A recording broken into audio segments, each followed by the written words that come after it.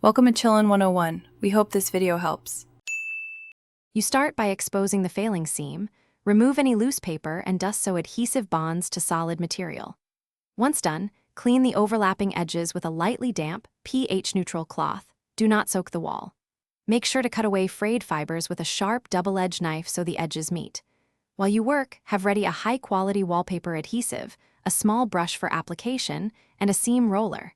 This preparation prevents trapped air and weak adhesion. You apply adhesive evenly to both cut edges, using a small brush so you don't overglue. This ensures capillary action pulls the paste into the fibers. Then align the pattern carefully. Start at one end and press edges together while guiding with your fingers. Once joined, roll from the center of the seam outward with a seam roller to expel air and squeeze out excess paste. Make sure to wipe any squeeze out with a damp sponge right away and allow the prescribed drying time. You finish by trimming any tiny overlaps with a straight edge and sharp blade when the paste is tacky. This gives a clean, invisible join.